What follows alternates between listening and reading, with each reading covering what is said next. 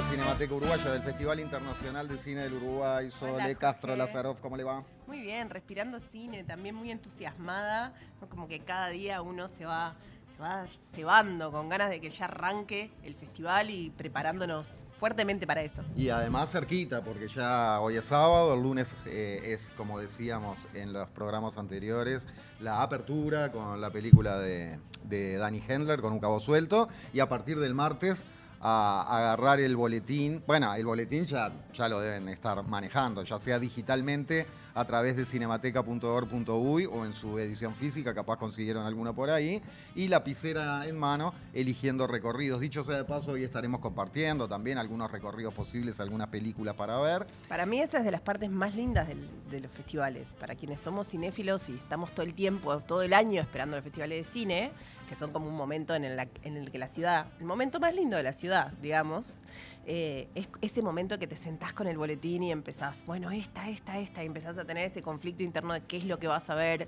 Y bueno, y si sos alguien que más o menos sabe, todo el mundo te empieza a llamar y a decir, che, ¿qué vas a ver? Y esto, lo otro, ¿no? Como ese corredera de chisme que es tan bonita y que nos hace tan bien también. Del chisme y la recomendación. Sí, el chisme y la recomendación, la cosa más linda que hay. Y ojalá lo podamos sostener y militar durante mucho tiempo, porque creo que hoy es más importante que nunca militar el cine en salas y militar la comunidad, ¿no? Militar las formas comunitarias que también están alrededor de los festivales de cine. Las formas comunitarias del cine son formas de construcción de identidad, así que también vivir el festival desde ese lugar. Y en un ratito la charla con las directoras de Mamá está acá, Sole. Sí, hermosa película, hermosa, que ya se las empiezo a recomendar. Uruguaya, estamos hablando de acá, nuestras, sí, señores. Sí, uruguaya, de directoras mujeres uruguayas, que bueno, es un orgullo también, va a ser un orgullo tenerlas con nosotros.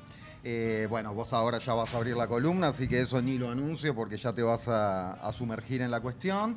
Y en el correr de esta tarde de sábado, después hacia el final, estaremos, como decía, mencionando algunas películas posibles que marcamos como espectadores del festival y con algún saludito también de realizadores. No olvidemos que estamos hablando de un festival que tiene 200 películas, ¿no? 200 Más películas. de 200 de 67 países. De 67 países y que te invita también a dar esta vuelta al mundo, ¿no? Y como también salirse de uno mismo y dejarse atravesar por lo que supone tanta información también, ¿no? Tanta información, tantas imágenes, tantos sonidos, tanto trabajo, tantos artistas, ¿no? Tantos y tantas artistas que están lanzando sus voces y sus miradas al mundo y hasta que llegan a una, ¿no? Entonces eso siempre es algo muy emocionante en realidad.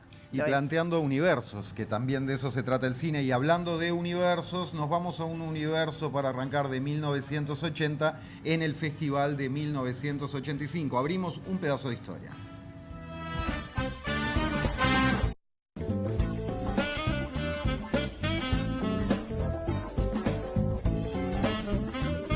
Sole, cuando sea grande. Bueno, y cuando sea grande es interesante porque cuando estábamos armando este streaming, ¿no? Como me metí en el archivo de la Cinemateca Uruguaya, que queda debajo de las salas, ahora está hermosamente ubicado en esas salas nuevas que tiene la Cinemateca, y me puse a mirar todos los boletines, ¿no? Esta es la edición número 44 del festival. Entonces uno empieza a revisar, bueno, esos primeros boletines, esos primeros programaciones. Y en el festival del 85 encuentro en el boletín del festival la película Y cuando sea grande.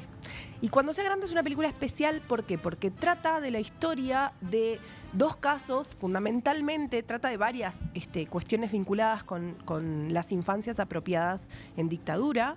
Y es una película uruguaya que cuando salió la película en el año 1980 no estaba firmada por las personas que realmente la habían filmado, porque todavía en el 80 había un contexto muy profundamente represivo con respecto al arte. Entonces, recién muchos años después nos enteramos de que esas películas, la gente se enteró de que esa película había sido filmada, entre otras personas, por César Charlone. Es un mediometraje de 40 minutos y es tremendamente emocionante pensar que en el Festival de 1985, es decir, democracia recién estrenada en el Uruguay, después de tantos años de dictadura, en el Festival de Cinemateca se pasaba esta película, ¿no? Y esta película donde además se puede ver Es muy emocionante porque se pueden ver no solamente las historias de los niños, fundamentalmente la de Anatole y Victoria Julien, que fueron estos dos niños apropiados que aparecieron en Valparaíso en una placita, que los dejaron solos, tenían 5 y 3 años y los dejaron solos ahí. Y no solamente eso, sino también la historia de los hijos de Lilian Celiberti, que fueron secuestrados en Brasil, ¿no? Que después fueron restituidos a su familia.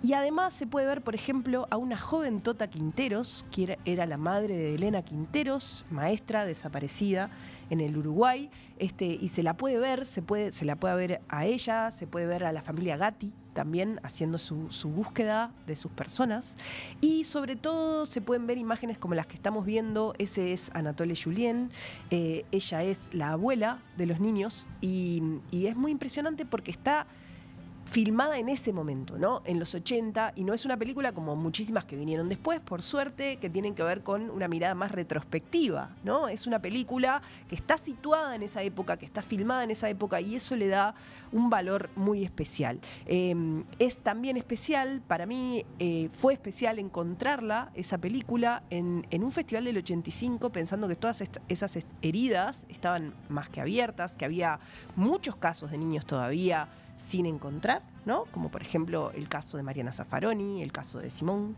Y esta película, que además cuenta, por ejemplo, al final de la canción que cierra la película es la canción Angelitos de José Carvajal. Y bueno, también nos permite pensar en cuál era el lugar del Festival de Cinemateca en esa apertura democrática con respecto a las causas sociales, ¿no? Que en realidad después, cuando uno empieza a revisar los boletines, ya lo hablábamos el otro día cuando vino María José Santa Creu y Alejandra, como en la historia de la programación de Cinemateca hay una conciencia política y una conciencia latinoamericana e internacionalista que atraviesa la programación, ¿no? Y además también me parece como un reconocimiento al papel de la Cinemateca con respecto a la difusión del cine uruguayo y de sus imágenes. Para finalizar este momento, ahí vemos a la Tota Quinteros, qué emocionante verla todavía con su pelo oscuro, una de las grandes madres y abuelas de nuestro país.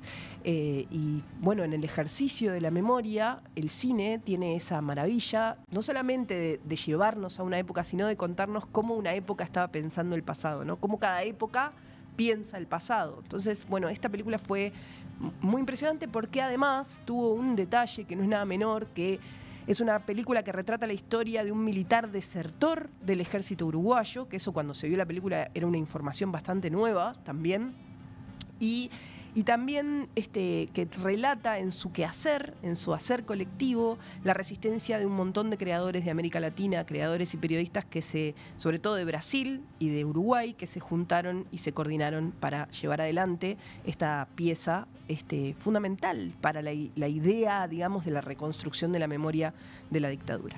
Está producida, además, la distribuyó la enorme y querida Ivonne Ruoco, una productora que ya no está entre nosotros, pero que fue productora de muchas de las películas más importantes con respecto a los derechos humanos y a estas películas documentales que son realmente un tesoro para pensar la historia y para ver la historia y escucharla, que no es nada menor. Ya me emocioné, mira, en el momento que dijiste esa es la abuela, y la abuela, claro, se pone a llorar ahí en la conferencia de prensa, casi lloro con ella. Claro. Va a haber mucha emoción en este streaming de esta tarde.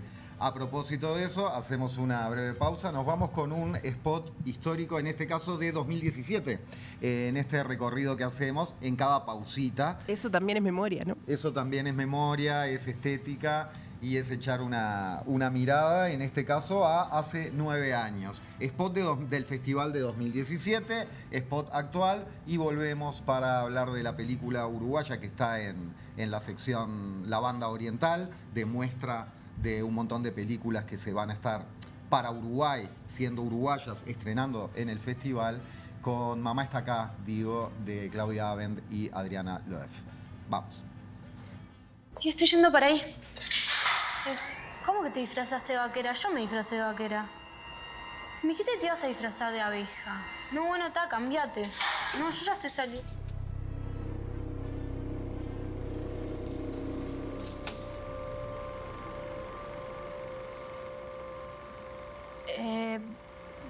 a una reunión que tengo con...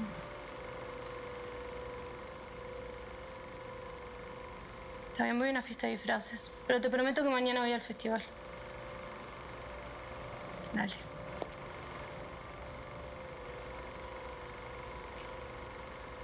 Bueno. Chao.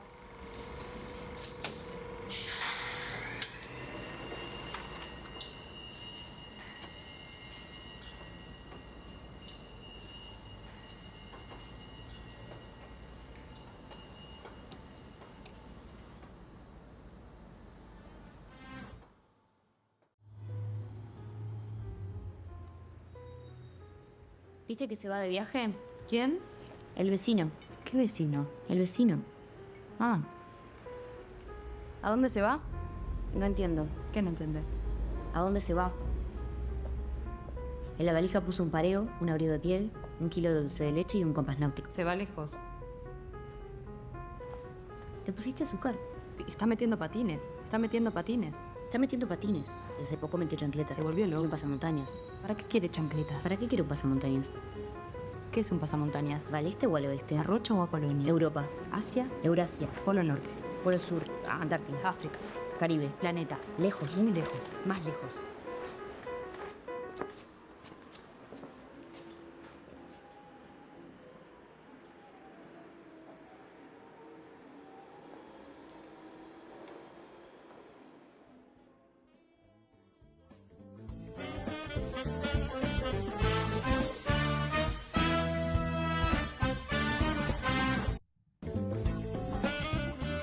Mamá está acá, 2025, Uruguay, documental, Fe de Ratas. Dije que estaba en la sección La Banda Oriental que se muestra. No, está en competencia iberoamericana, de películas iberoamericanas. Directoras Claudia Aben y Adriana Loew, que nos acompañan, con Dana Lieberman, Jimena Márquez, María Luz Viera y Paula Villalba. 84 minutos, un documental que entrelaza la vida personal y la creación artística, la maternidad y el proceso creativo. Ante todo, bienvenidas y gracias. Muchas gracias. Y enhorabuena, porque calculo que es un momento un poco nervioso, pero muy disfrutable, ¿no? Y gracias por la película, que es increíble, la verdad, muy emotiva, muy emocionante y muy necesaria. Así que tengo un montón de preguntas para hacerles. Es un privilegio poder conversar con las autoras de la película, ¿no? Como lo lindo de ser periodista de cine es poder conversar con directores y directoras. Y en este caso con el orgullo de saberlas como haciendo una tercera película, ¿no? Es la tercera. Lo primero que quisiera preguntarles es, bueno, ¿cómo nació la idea, no? Esa pregunta que es, de alguna manera, siempre la primera y tan importante pregunta de dónde salió el impulso de hacer esta película sobre la maternidad, el arte y tantas cosas más. Bueno, la idea nació, creo yo, viste que las ideas en realidad no tienen un origen tan concreto, como que hoy me iluminé y se me prendió la lamparita como si fuera un cómic. En realidad, nosotras trabajamos juntas hace muchos años, felizmente estamos estrenando nuestra tercera película. Y esta película surgió en la etapa donde Adriana y yo, las dos fuimos más o menos al mismo tiempo mamás. Y estábamos totalmente tomadas por ese momento, sabrás comprender. Sí, totalmente. Y todo el tiempo estábamos hablando de eso y todo el tiempo era lo que nos preocupaba, lo que nos quitaba el sueño, lo que creo que de eso se trata hacer una película, ¿no? De encontrar aquello que te quite el sueño, digamos. Porque además hay que sostener el deseo durante mucho tiempo, ¿no? Tal Justo el otro cual. día hablamos de eso porque ambas somos docentes y alguien nos preguntaba ¿cuál es como la lección o el consejo que le darías a tus estudiantes que te gustaría que te recordaran a vos más a menudo? Y yo contaba esto de que una de las cosas principales que decimos, que digo yo por lo menos al comienzo del curso, es tiene que ser algo que los tomen por dentro. O sea, hagan terapia, entiendan por qué lo quieren narrar por acá, cómo conecta con ustedes, qué quieren decir. Pero si no te tiene tomado las vísceras, no lo hagas, porque son procesos muy largos que te acompañan a vos en tus altos y en tus bajos y tenés que estar como sosteniéndolo, y sobre todo porque te movilizan. Es una película de maternidad y nosotras estamos en plena crianza de niños con todos los desafíos, luces, sombras, magia, desesperación, o sea, todo lo que viene mezclado. Tenés que estar como en un lugar de mucho compromiso también. Y ahí capaz que es difícil de poner en palabras, pero cómo manejaron o cómo se maneja el equilibrio entre la sensibilidad necesaria para hacer arte y la impermeabilidad necesaria para no dejar la salud propia, psicológica y física en el camino. ¿Cómo les fue con eso? Porque son historias fuertes también las que se cuentan, ya nos meteremos y profundizaremos. Pero... No sé si hay un equilibrio ahí. No somos muy equilibrados. Es medio Perfecto. supervivencia, ¿no? Claro. Desde el desequilibrio. Desde sí. el desequilibrio. No, yo creo que hacer así cine de autor o de autora implica darlo todo y poner la vida, el cuerpo, el alma, el tiempo, la sangre. Lloramos todo el tiempo con todas, vivimos todas las historias. Hacer documentales es un poco eso, ¿no? Es como hacer cine y vivir esas vidas al mismo tiempo.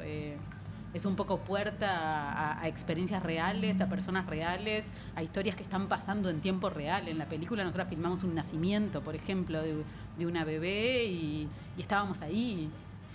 Y se comparten los nervios y se comparten las vivencias. Creo que Pero a mí, en lugar de destruirme, al contrario, yo sentía que me fortalecía. Yo volvía inspirada de filmar estas mujeronas y con sus historias. Volvía comprometida de que voy a ser mejor madre, ahora voy a valorar más lo que tengo, no me voy a quedar en la chiquita, no me voy a pelear por la ducha, no voy a... Me duraba como media hora y después volvía. Pero creo que hay algo como inspirador de contagiarte también la maravilla, porque en realidad estás viendo reflejado en el otro cosas que vos misma haces y que no te das crédito a veces o no te tomas tu tiempo para no sé, valorar, reconocer, ser amable contigo mismo. Es la posibilidad de ver eso en un otro y entender que también de algún modo está reflejada ahí. Antes de profundizar en detalles, me parece que para ubicarnos estaría bueno hablar de la relación de la película y la obra de teatro, Hanami, el placer de contemplarla. ¿Hanami o Anami? ¿Cómo es que pronuncia? Creo que Anami. creo que ella dice Dana. Anami. Sí, Anami. De Dana Lieberman. Eso como para saber de qué historias de maternidad estamos hablando y después Perfecto. profundizar. La sinopsis, Eso, digamos. cuenten Una un poquito. sinopsis en voz de las autoras. Bueno, Mamá está acá, es una película documental que cuenta historias reales y las historias que cuenta es de 4 mujeres que son artistas, que se llaman Dana, que es la dramaturga, la que escribió una obra de teatro, Jimena Márquez y que María por Luz cierto es un monólogo y Ahí lo va, actúa estoy ella. diciendo toda mal la sinopsis. La película cuenta la está historia bien, de 4 mujeres artistas que están trabajando juntas en poner en escena una obra de teatro. Esa obra de teatro cuenta una historia de maternidad de quien la escribe y protagoniza, que es Dana Lieberman, que es actriz y dramaturga. Ella hace una especie de obra autobiográfica y está rodeada de un grupo de mujeres que la están apoyando para que esa obra se haga realidad. Las 2 directoras, Jimena Márquez y María Luz Viera, la vestuarista Paula Villalba y muchas otras. Pero entonces la película lo que hace es seguir a estas 4 en el proceso de puesta en escena de esta obra y en ese camino se va metiendo la historia de maternidad de cada una de ellas y cada historia tiene a su vez su propia, ¿no? Como cajita. Alguien nos dijo una vez como si fuera una, ¿cómo se llaman esas? Cajita china son mamushka. mamushka. Ahí va, Sí, esas. mamushka. O sea, como que la vas abriendo, te vas metiendo, es un poquito como meterte en la intimidad de cada mujer a través de este contexto. Entonces las vemos, vemos la historia de amistad entre ellas, vemos el trabajo creativo, vemos sus historias muy íntimas y muy personales de Lloramos, seguimos viendo. Sí, reímos a veces también. Es interesante porque a veces hay una mirada desde el feminismo, ¿no? Muy crítica de la maternidad. Me parece que hay una voluntad en la película como de darle un matiz a eso. Está todo el tiempo como oscilando entre lo terrible de ser mamá, ¿no? Y lo bello y que también tiene espacio, ¿no? Tienen las 2 cosas espacio. Esa decisión también es una decisión política. ¿Cómo la viven ustedes? Mira, sí y no. A ver. Yo creo que nuestra intención fue primero contar historias, que es lo que nos gusta hacer y que es lo que hacemos desde siempre, más que bajar línea o pasar un mensaje o no sé qué, es contar historias. ¿Qué historias? Bueno, en ese momento en principio fue historias de maternidades, que era lo que nos nacía. Nos sentamos con un montón de mujeres de todo tipo, de toda edad, de toda la diversidad que conseguimos, madres, no madres, contigo inclusive, tuvimos el privilegio. Sí. Empezamos a conversar con madres, y encontramos este grupo de historias de las cuales nos enamoramos, digamos, que a mí me gusta decir eso, que el elegir un personaje o un protagonista tiene un poco que ver con el enamoramiento. Es como, era contar estas historias. no desde el lado ni del aplauso, ni del cuestionamiento, ni de que sean representativas de nada. Viste que a veces con los documentales pasa eso, ¿no? Como que hay una pretensión del público de ¿y por qué no incluiste tal cosa o tal otra? ¿O por qué no?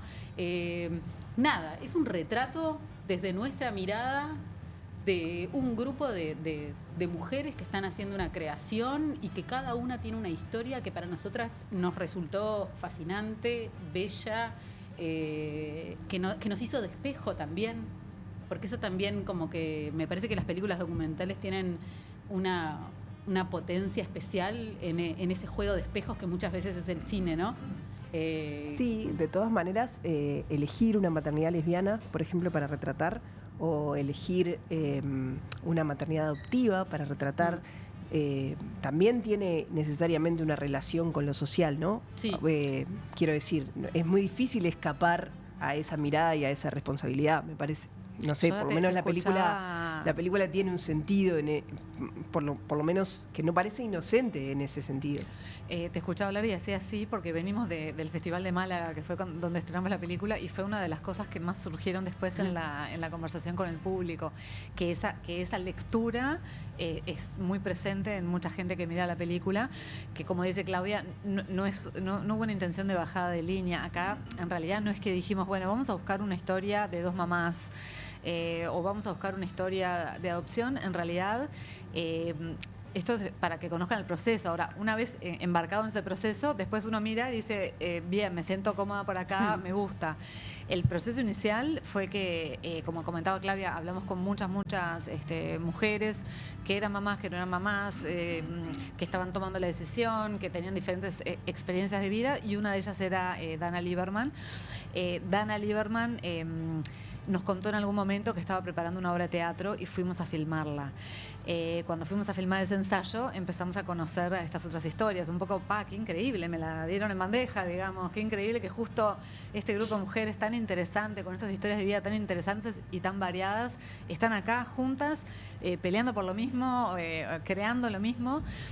Eso arma la película también. Bueno, claro. ¿no? Nosotros ya teníamos igual cierta fantasía de encontrar historias que estuvieran naturalmente interconectadas, y siempre contamos que fantaseábamos que íbamos a terminar haciendo historias inconexas y que a través de algún artificio de ficción las íbamos a tener que cruzar, porque qué chances íbamos a tener de encontrar historias múltiples que estén interconectadas y que todas estén buenas y que todas abran puertas complementarias y diferentes. Entonces, yo creo que ambas cosas son ciertas. Un poco la paciencia, el compromiso, lo que sea, nos puso frente a estas historias, un poco la búsqueda, y luego otro poco mirar para atrás y decir, además son historias que representan mundos distintos, experiencias distintas, y hay algo bueno en compartir esas historias y en hablar sobre ellas y en preguntarnos cosas sobre ellas.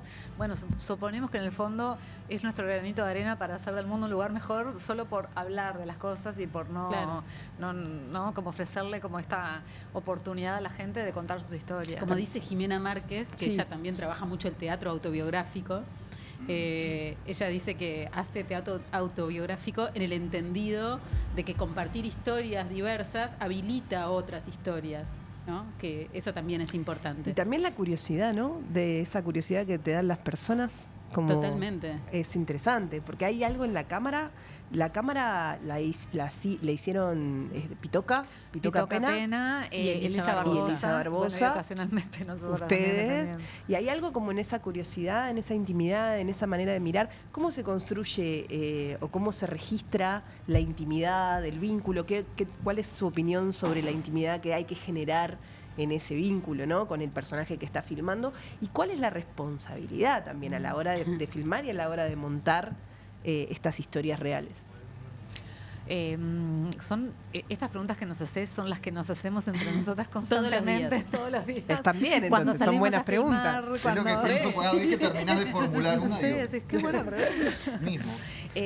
Quiero saber eso que está preguntando la compañera. En realidad, una primera conclusión es, no hay una única forma de hacer las cosas en ningún plano de la vida, ni siquiera en este menos, ni siquiera tengo una, digamos, como una postura sí, una postura filosófica, sí, pero en cuestión de un principio que Metodológica, aplica para claro. siempre.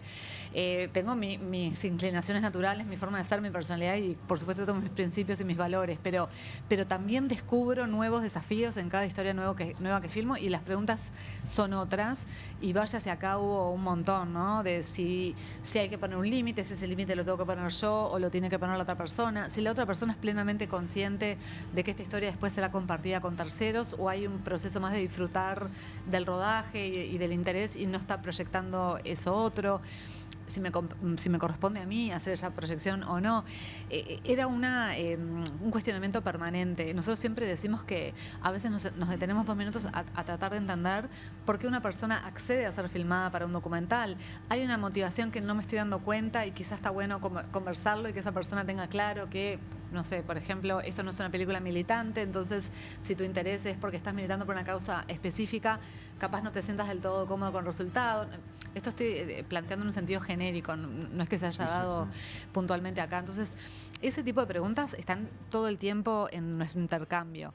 Eso por un lado. Y por otro lado, a la hora de filmar, ¿cómo se genera esa intimidad o cómo se genera, o es genuina esa intimidad? Porque uno podría decir, bueno, está la cámara ahí, estamos todos actuando para ella y acá son 4 artistas que conocen muy bien el teatro, entonces es genuino, es auténtico. Acá siempre decimos lo mismo, un factor muy importante es paciencia y tiempo. Necesitas estar, digamos, es un rodaje de 3 años o 4, no sé, creo que fue 3 años. Requiere cierto tiempo de confianza con la cámara, con nosotras, eso por un lado, y por otro lado que la película no es enteramente observacional, digamos, no es que estamos ahí calladitas en un rincón filmando la realidad tal cual es una película donde el intercambio entre nosotras o quien esté sosteniendo la cámara y los personajes está como revelado, porque hay un vínculo, hasta un vínculo afectivo, o sea, me importaban el día que... La película incluye el nacimiento de la Beba, que es hija de las 2 directoras. Primavera. No era igual que filmar cualquier otra escena. Yo estaba mucho más nerviosa y mucho más los nervios que, digamos, que atraviesan en ese momento. Estás involucrada también. Como espectadora te da nervios. Como espectadora te da nervios. También pasa en esta película en particular, que no nos ha pasado igual en otras, que muchas de las acciones que suceden en la película y que nosotras estábamos filmando son tanto más importantes que la filmación de nuestra película, que realmente eso hacía que no estuvieran como actuando para la cámara, porque nosotros acompañamos ese nacimiento, por ejemplo, el de Primavera, y nosotros estábamos en el auto que estaba llevando a esa pareja a dar nacimiento a esa hija, y esa pareja estaba con esa emoción de ese momento de quiebre en la vida, donde una vida se viene. Y bueno, digo, hay algo del tiempo, de la confianza, de confiar en las directoras también, y de que realmente nos habilitaron a filmar esos momentos. Lo mismo con la obra de teatro, ¿no? Estuvimos filmando el estreno de esa obra de teatro, que era un momento enorme, ¿no? Para Dana como protagonista, para todas, ¿no? Compartiendo esa obra por primera vez. Ese punto donde las protagonistas dicen, hagan lo que quieran. Claro, con la cámara hagan lo que quieran, así. nosotros estamos en esto. No, hay algo de esa confianza que evidentemente se nota mucho en la película, esa cercanía, no solamente en los momentos como más dramáticos, digamos, más fuertes, no dramáticos en términos de tristeza, sino dramáticos en términos de acción de la película, sino también en los pequeños gestos y en la voluntad de retratar esos pequeños gestos, las pequeñas risas, las ridiculeces, ¿no? ¿Cómo fue el proceso de montaje, chiquilinas? Debe haber sido un laburo increíble, muy, muy largo. Cuenten un poco cómo fue. Siempre para nosotras es como de las etapas más largas. El otro día un colega nos decía, bueno, el montaje que es más breve, y nosotros nos miramos como Nunca es breve. Para nosotras el montaje es la escritura de la película. Exacto. Es algo que solemos hacer compartido en paralelo, entonces cada una explora cosas y luego nos las mostramos, incorporamos lo que la otra hizo que nos gustó y seguimos para adelante. En este caso también lo colectivizamos un poco más, también participaron otros montajistas colaborando en distintos momentos, Guille Madeiro, uno de ellos. Pero sí es cierto que para nosotras descubrir y escribir esa película ocurre en la isla de edición. el tema de qué papel ocupa el vínculo entre ellas. Yo hacía tiempo que tengo todavía, o quizás ya quedó saldado, pero la fantasía de hacer una película sobre la amistad, que para mí es un vínculo muy sostenedor, la amistad entre mujeres puntualmente, y esa línea dentro de la película de tratar de rescatar esos momentos de confianza, de abrazo, de contención, es algo que descubrimos también en la isla. El rol de otras figuras que rodean, como por ejemplo las mamás de nuestras protagonistas, entonces llevar el vínculo también hacia la otra generación. Todo eso son descubrimientos que hicimos en edición. Y es cierto que se aprende a editar, o sea, quiero decir, ¿cuáles son los aprendizajes? ¿No? Ustedes montaron una primera película, después montaron una segunda y esta es la tercera. Hit y la flor de la vida, dicho sea de paso. Exactamente. ¿Hay un aprendizaje de eso? Cada vez que te sentás en la isla sentís como ese vacío de decir esto, what the fuck, ¿qué hago con esto? Como, ¿no? ¿Cómo es eso? ¿Qué da ¿Hay una experiencia del montaje o en realidad no? ¿Se entiende la pregunta? Qué buena pregunta, mirá. Yo te voy a decir que las dos cosas, todo que sí. Todo que sí. No es una cosa o la otra. Obviamente sí se aprende como cualquier cosa, la experiencia hace lo suyo y una va aprendiendo y va sobre agarrando. todo a no desesperar, capaz. Más o menos, seguimos desesperando, ¿eh? Siguen desesperando. Pero siempre hay algo, un poco felizmente, te diré, de que en el montaje de una película, o por lo menos de estas características, sobre todo, que es un montaje tan enorme y tan abierto y que parte de un lugar tan incierto y no sé qué, que siempre es una primera vez.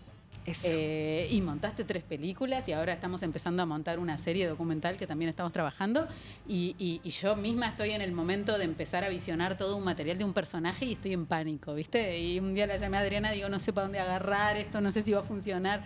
Es una especie de pánico ya como con diversión, ¿no? Como con una cierta confianza de que a algún lugar voy a llegar y con un cierto disfrute de ese camino abierto, que también tiene mucho que ver con el género documental, ese disfrute de estar filmando una película y dejarse un poco llevar hacia donde los dioses del documental nos conduzcan o hacia donde la realidad lleve, el no saber realmente qué es lo que va a suceder y cómo va a terminar, no solo es como una especie de camino de descubrimiento, por un lado personal, de nosotras como realizadoras, donde vamos de alguna manera entendiendo qué es lo que tenemos para decir y qué es lo que queremos decir a través de estos personajes.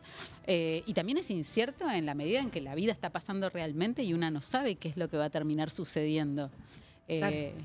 Y entonces sí, en el montaje, bueno, un poco se aprende, pero un poco siempre es la primera vez, pero eso es hermoso. Nosotras que somos amantes del montaje, para mí, o sea, pánico, pero cope así.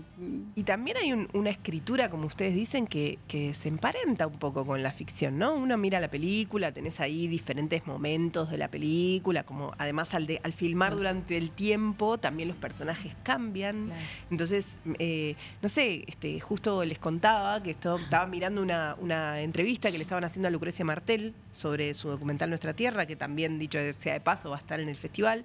Y entonces le preguntaban, bueno, ¿por qué antes hacías películas y ahora haces un documental? ¿No? Como si hubiera una diferencia tan grande entre la idea de ficción y la idea de documental. ¿Cómo lo viven ustedes en el sentido de, porque hay un montón de recursos de la ficción que están ahí, ¿no? Como hay capaz que un vínculo diferente con la realidad, pero sin embargo la manipulación de las imágenes es enorme, ¿no?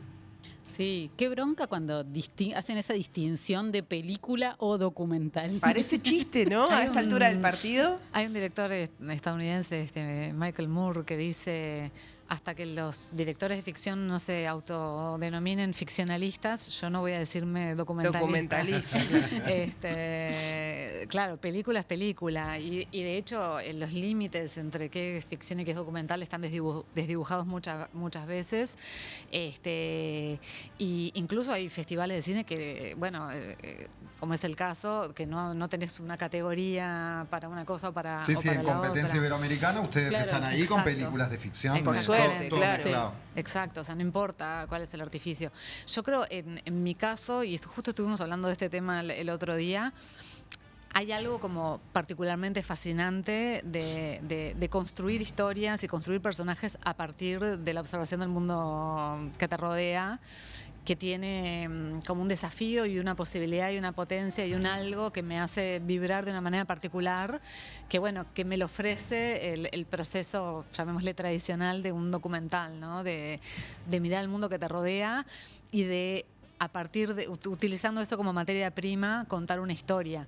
En el mundo que te rodea no ocurren historias, ocurren hechos, sucesos, cosas aisladas. Sos vos que construís una historia a partir de esos sucesos.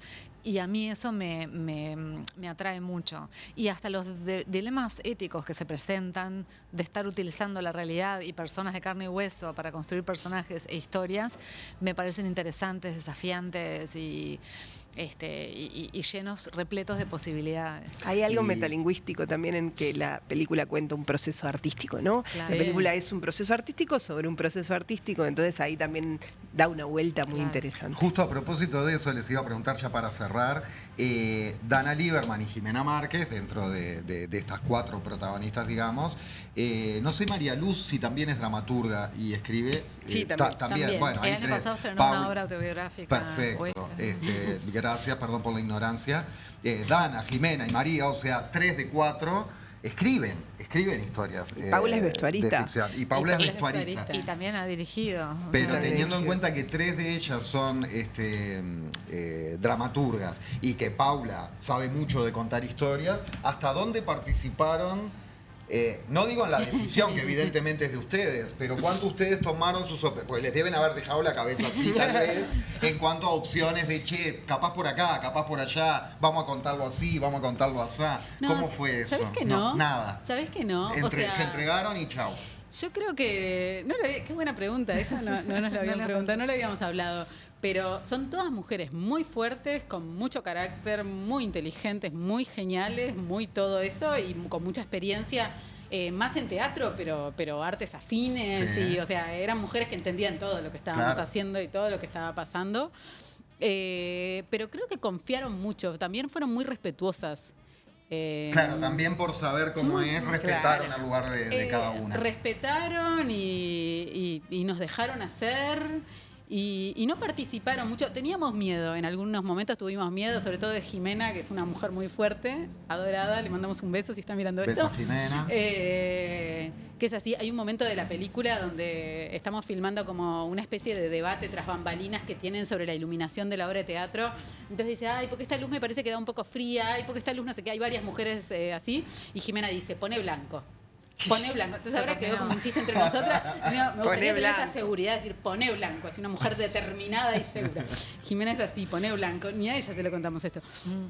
Pero así como son así, de experientes, de fuertes, de todo, no se metieron en la película. Y recién la vieron cuando fuimos a mostrarles el corte final. El corte final. Y quedaron muy felices, además. Felices. Mega conmovida, fue como... Sí. Es muy fuerte, me imagino, no lo viví yo personalmente, sentarte a ver tu vida contada por un tercero, en definitiva, por más que la materia prima era lo que filmamos con ellas, la historia la contábamos nosotras y fue increíble y hermoso. Sí. Mamá está acá, de quienes nos acompañan hoy, Claudia Aben y Adriana Loef.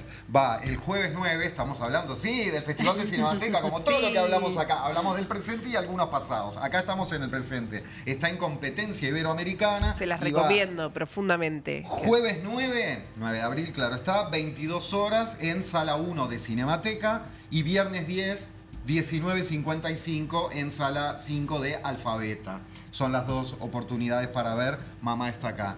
Bueno, enhorabuena. Que disfruten mucho esta especie de recuperación de la libido que hay con respecto a un proyecto cuando ya están en otro y no sé qué. Y hay que, empezar, volver a hablar de aquí, cómo era todo aquello que hicimos hace, no sé, 1 o 2 años. Así que lo disfruten mucho, que les vaya divino. Muchas gracias por la película y como feminista les agradezco muchísimo también retratar estas historias. Gracias. Arriba. Ya seguimos con más La Sala Imaginaria. Hermanos, tenía muchos deseos de ver esta película con ustedes. No, sí, nosotros también. Sí, pero les digo que este es el último festival en esta sala. ¿Eh? Sí. ¿Por qué? Bueno, sepan que uno de ustedes me ha traicionado. No seré yo, maestro. Uy, no seré yo, maestro. Bueno, sí. Yo estoy dispuesto a ir contigo a cualquier festival en la sala que sea. Tranquilo, Pedro. Sí, perfecto, ¿no? Pedro, antes de que termine el festival habrás visto 3 capítulos de una serie en tu compu. Así te lo digo. Llévala, Pedro. No, está bien. Bueno. Tranquilo, que arranque. Silencio. Ahí está.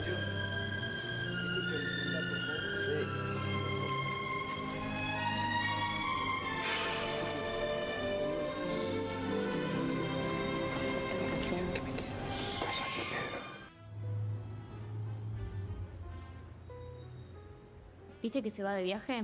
¿Quién? El vecino. ¿Qué vecino? El vecino. Ah. ¿A dónde se va? No entiendo. ¿Qué no entendés? ¿A dónde se va? En la valija puso un pareo, un abrigo de piel, 1 kilo de dulce de leche y un compás náutico. Se va lejos. ¿Te pusiste azúcar? Está metiendo patines. Está metiendo patines. Está metiendo patines. Y hace poco metió chancletas. Se volvió loco. Y un pasamontañas. ¿Para qué quiere chancletas? ¿Para qué quiere un pasamontañas? ¿Qué es un pasamontañas? ¿Al este o al oeste? ¿A Rocha o a Colonia? Europa. Asia, Eurasia. Polo Norte, Polo Sur. Antártida. África, Caribe. planeta. Lejos. Muy lejos. Más lejos.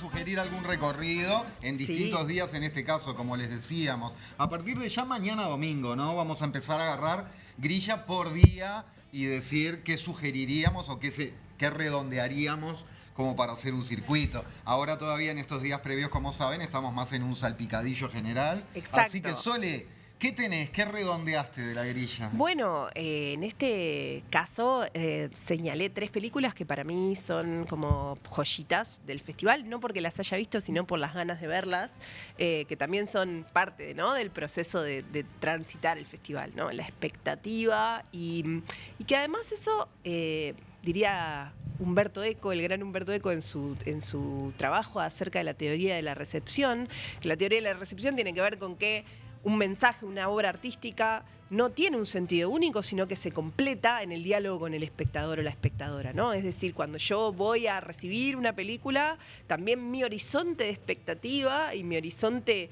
de recibimiento de esa película modifican la película, modifican el mensaje. No es lo mismo verla, por eso no es lo mismo ver una película de una manera que de otra, no es lo mismo verla en salas que verla sola. Bueno, no es lo mismo, etcétera. nos ha pasado 1000 veces, no es lo mismo verla a los 14, 15 años que verla a los 45. Totalmente. Y eso es maravilloso, ¿no? Como que hay algo del arte que es ese territorio de encuentro en el que uno, como no, como decía Heráclito, ¿no? Como uno no es el mismo y el río no es el mismo, ¿no?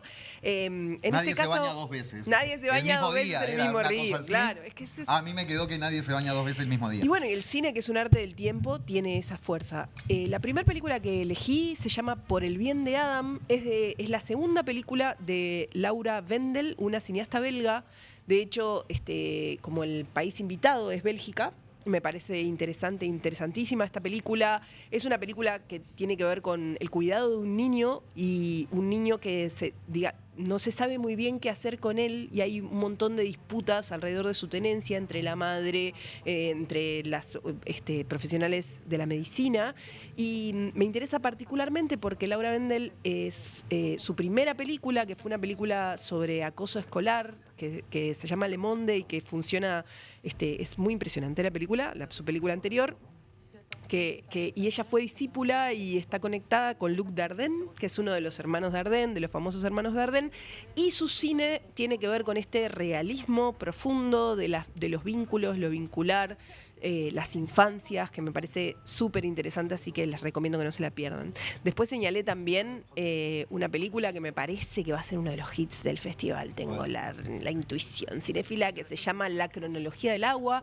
Es una película de Kristen Stewart, la ópera prima de esta actriz mágica, que es, bueno, tanto la actriz de Crepúsculo, Kristen Stewart, como la actriz de Clouds of Sils Maria, una de las películas de Olivier Assayas, que es un cineasta francés, donde ella hace una dupla muy impresionante con Juliette Binoche. O sea, es una artista, Kristen Stewart, por un lado comercial, que tiene que ver con el cine comercial, fíjense ustedes, la saga de Crepúsculo, y también una actriz que ha hecho un montón de cine independiente y que además ha declarado abiertamente su bisexualidad y que tiene un discurso muy interesante políticamente. Kristen Stewart. Esta es su primera película, es la reconstrucción de las memorias de Mirá que, Lidia Yuknavitch. Sí. No, por las dudas, mirá que hay tiempo, saboreala porque no, y aparte es un lindo momento de ir recorriendo las películas y estamos bien de tiempo. Eso. Digo porque como voy en el volando, streaming vuelo. esta cuestión, a veces apretamos el acelerador, te hago ese apunte al pasado. Gracias, Jorge. Saboreelo. Bueno, muy bien, entonces, esta Kristen Stewart decide hacer su ópera prima en base a un libro que son las memorias de Lidia Yuknavitch, que es una nadadora y escritora que tuvo muchos problemas con las drogas, que tuvo muchos problemas a raíz de abusos familiares. Entonces, es una película que se basa, por un lado, en una historia real y que reconstruye la historia de esta mujer que va transitando de alguna manera esta ambigüedad entre las posibilidades de su talento y de su vida y a la vez su propio autoboicot vinculado con los traumas familiares, ¿no? Entonces el agua aparece en la novela como una metáfora de la sanación, por eso la película se llama The Chronology of Water, y me parece que hay algo de la ambigüedad de la película y del tránsito, de lo traumático, del duelo y de la superación, que es el tema que Kristen Stewart se anima a abordar.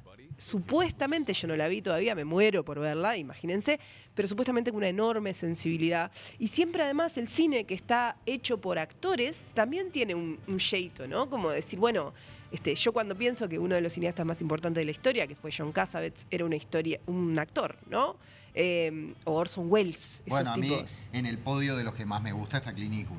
Bueno, ni que hablar, ¿no? Como que hay algo de esa sensibilidad de ver cómo esta mujer, que tiene un recorrido tan pop, por un lado, se tira a hacer esta película, me da una curiosidad. Se tira al agua, literalmente. Se tira al agua, literalmente. Escuchá, Sole, si me permitís decir una obviedad, que es mi especialidad. Muy bien. Ya viendo los trailers, ¿viste? Ni siquiera los estábamos oyendo, estamos viendo los trailers, uno se da cuenta de que es cine de calidad. Podríamos usar la palabra profundo, que es cine profundo, lo cual para nada está reñido con el entretenimiento. Al contrario. Es decir, es entretenerse a través de sumergirse en una historia, o varias, dependiendo de la película, y bueno, ejercitar nuestra sensibilidad humana, nuestra empatía e ir poniéndonos en la piel de otras y de otros, que de última también de eso y fundamentalmente de eso se trata el arte, ¿no? Pero la sensibilidad, ¿no? La digo, sensibilidad. porque hay como una a veces hay una falsa dicotomía entre entretenimiento o profundidad. Y en realidad, cuanto más profundidad, cuando una película está realmente bien hecha y está hecha para uno o una, es decir, nos llega, es para mí o no es para mí, pero bueno, si es para mí, no solo me entretuve todo ese rato, sino que terminé de verla y quedé medio milímetro movido de lo que era antes de verla. Y también la falacia de pensar que tener una experiencia artística tiene que ver con pasarla bien. ¿Por qué tiene que ver con pasarla bien? No necesariamente tiene que ver con pasarla bien, porque digamos que el arte también es un método de conocimiento y de aprendizaje. Y bueno, también es un esfuerzo a veces. Y eso está bien, ¿no? Como la ciencia lo es también. Ahí me parece como un reconocimiento necesario de que una obra puede hacerme mal, puedo pasarla mal, y sin embargo tener un valor en ese encuentro. Y me parece que ahí hay también una renuncia a la idea, esta tonta idea pop, de que disfrutar solo tiene que ver con pasarla bien, ¿no? Como disfrutar en realidad puede tener justamente que ver con dejarse atravesar por sentimientos que nos conectan con el dolor, con el aburrimiento, ¿por qué no?, con la reflexión, ¿no? Y además que las películas también son momentos cuando estás en el cine en que se imprimen cosas en tu cerebro y se imprimen imágenes. Y a veces las películas toman sentido 2, 3, 10 años después. Entonces, más bien, me parece que se trata de suspender el prejuicio. Y el Festival de Cine es un perfecto momento. Igual, la del aburrimiento te la discuto otro día, pero te la discuto. ¿Por qué? Aguante aburrirse. Aguante aburrirse. Sí, pero en el cine no. Sí, también en el cine. No. Porque a veces las cosas. Ni en el teatro. Bueno, pero a veces las cosas que nos aburren también nos permiten tener acercamientos distintos con eso que estoy viendo. Es decir, ¿tenemos real oportunidad de aburrirnos en la vida? Capaz que hay que ir al teatro a aburrirse un rato, ¿no? Capaz que hoy en día, que es donde le huimos tan profundamente al aburrimiento, también el cine y el arte cumplen esa función, que siempre han sido, como decía Walter Benjamin, espacios para nuevas experiencias y dejarse sacudir por esas nuevas experiencias. Eso me parece medio fundamental. Como no pedirle nada al arte, ¿viste? Ver lo que viene. El hilado fino sería de qué hablamos o de qué hablas cuando hablas de aburrimiento aplicado a esto. Bueno. Pero eso sí, otro día. Sí. Todo lo demás suscribo. Podemos discutir en un café. Sí, dale. Y nos aburrimos discutiendo. ¿Tenías otra? La última, que me parece un clásico va a ser de este festival, que es el documental de Lucrecia Martel, Nuestra Tierra. Con ese título que me parece el título en sí mismo un título de mucha provocación, es decir, esta idea de quién es la tierra, ¿no? Ella ahí trabaja alrededor del asesinato de Javier Chocobar, cacique de una población originaria del norte argentino, de Tucumán. Javier Chocobar fue asesinado en cámara. Hay un video en el cual se ve su asesinato a fuerzas de justamente la discusión sobre la propiedad de la tierra. Y lo que hace Lucrecia, yo no vi todavía la película, es ir a trabajar con esa comunidad y también trabajar con las imágenes que esas personas fueron también recolectando y trabajar, de alguna manera, retomar una línea del cine argentino, que es el cine político argentino, y poder establecer una denuncia alrededor de esas imágenes vinculadas con de quién es la tierra, qué significa nuestra tierra y qué significa para un Estado-nación como el argentino la relación con los pueblos originarios. Me parece como una película que es fundamental para verla en este momento del mundo en donde volvemos a discutir la apropiación de la tierra, el colonialismo, ¿no? Donde estamos viviendo en vivo el genocidio en Gaza, ¿no? Las invasiones y la relación además con el racismo como un procedimiento fundacional de nuestras comunidades occidentales y de nuestros estados-nación. Creo que además para el público uruguayo es una película que también permite salir de Buenos Aires para pensar la Argentina, ¿no? Que si los porteños tienen ese problema de que piensan su país desde Buenos Aires, como dice Lucrecia, ¿no? Imagínense nosotros que tanto como montevideanos muchas veces lo único que nos llega son las reflexiones culturales y políticas que se generan en Buenos Aires. Entonces, encontrarse con estos materiales y con una persona que está tan comprometida con la historia de otra zona de la Argentina, porque muchas veces a los uruguayos nos cuesta pensar la dimensión de la Argentina. Por ahí con Brasil tenemos una relación un poco más real. Consciente de su tamaño, pero la Argentina también tiene un tamaño enorme y tiene un problema fundacional muy profundo y hondo, y también me parece que es interesante reconocer en eso cómo responde o cómo nos funciona de espejo de nuestra propia cultura y del genocidio del que nosotros provenimos con respecto a nuestros propios pueblos originarios y a lo que hemos hecho con el borramiento cultural de esa herencia. Y me dejas pensando también en que siendo mucho más pequeños en superficie, ¿cuántos Uruguay hay también, no? ¿Cuántos Uruguay, no? Y en el pasado, ¿cómo se fundó nuestro Estado-Nación alrededor de una idea de que ciertas poblaciones ya no existían en el país y cómo se formó además en la negación sistemática de todo la producción, sobre todo al norte del Río Negro, de conocimiento económico, de conocimiento comunitario, ¿no? Todas esas cosas me parece que dan para reflexionar alrededor del originario y que estamos en un momento donde el neocolonialismo viene siendo tan fuerte que volver a pensar los procesos coloniales me parece urgente, así que por favor vayan a ver esta película. Divino recorrido, Sole, gracias. Y ahí voy con dos Arriba. mías. Porque al ver que existen las sesiones de muestra, secciones, de muestra, no de competencia, ventana vasca y ventana gallega, dije, para hoy voy a elegir una vasca y una gallega. Hermoso. Entonces, voy primero con la vasca. Los domingos. Y la metodología que utilicé es la que utilizo desde que soy teenager. Agarrar el programita y ver según lo que se describe, que aparte esa siempre ha sido una característica del boletín de Cinemateca, maravilloso, está muy bien escrito. Entonces elegí estas dos. Los domingos, País Vasco, España, 2025, directora Alauda Ruiz de Azúa, 115 minutos. Y dice, entre otras cosas, el boletín cuenta la historia de Ainara, interpretada por Blanca Soroa. Fíjate la historia. Una joven idealista y brillante de 17 años que, está decidiendo qué carrera va a estudiar. O al menos eso espera su familia que haga. Porque la joven manifiesta que se siente cada vez más cerca de Dios y que se plantea abrazar la vida de monja de clausura. La noticia toma por sorpresa a toda la familia, provocando un abismo y una prueba de fuego para todos. Dice el boletín que el nuevo trabajo de Alauda Ruiz de Azúa es una historia familiar que se mueve entre el drama y la comedia. La película se presentó a concurso en la sección oficial del Festival de San Sebastián. Aborda inteligentemente los conflictos familiares, lo difícil de saber respetar la decisión de otra persona cuando va en contra de tus ideas políticas o en este caso religiosas, pero también habla sobre cómo hay que educar a los hijos y habla sobre el primer amor. Esto va el domingo 5, 20:40 en Alfabetas a las 5 y el domingo 12 a las 19:25 en Sala 1 de Cinemateca. Eso es la vasca. Película border, ¿no? Border, ¿eh? Como decir, ¿dónde está me da muchas ganas de verla para pensar, ¿cuál es la postura política de la película finalmente con respecto a la religión? Wow, muy interesante.